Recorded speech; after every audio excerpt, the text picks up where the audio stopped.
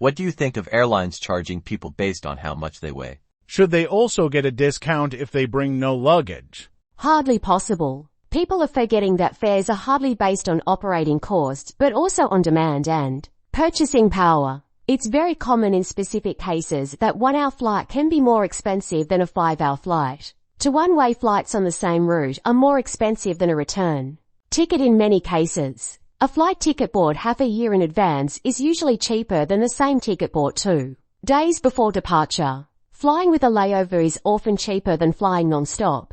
I don't believe any airline will ever do this on commercial flights, but any legacy airline?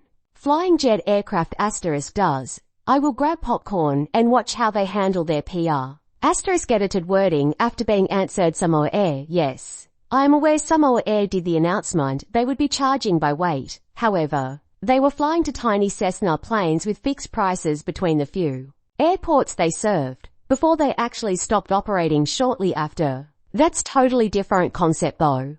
As a tall, therefore heavy, but not overweight given my height person, it would be one more thing the airlines could do to make things shitty for me in particular. There's already insufficient distance between my seat and the seat in front of me to accommodate my femur without me bending my legs in a really fucked up way for hours. I wouldn't exactly be thrilled about the opportunity to pay an extra $100 for that experience. I don't think it would be legal in the United States. The problem is the ADA covers obesity as a disability if your obesity is caused by a medical condition. The airlines would have to start asking people for medical information and keep that medical information on file. It would be a HIPAA nightmare, and the liability from a hack wouldn't validate the economic benefit. Aside from the legal risks, know that there's a limit on bag weight because the bag handlers can only be expected to lift up to 50 pounds before it requires two people to lift. Charging extra for heavier people doesn't solve anything. If that's the case, I think I'll just do the land trip. Lol. Oh yes.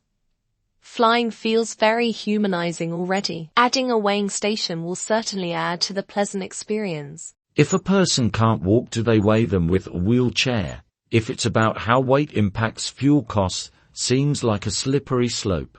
Look, I'm a smaller person who once got crap for my carry-on being too heavy, so I get the temptation.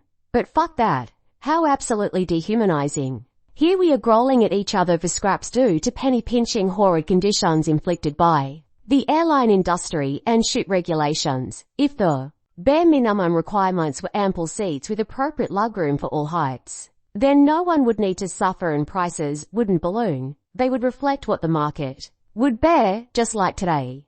Well, since humans aren't all the same height, that would be stupidly biased against taller people.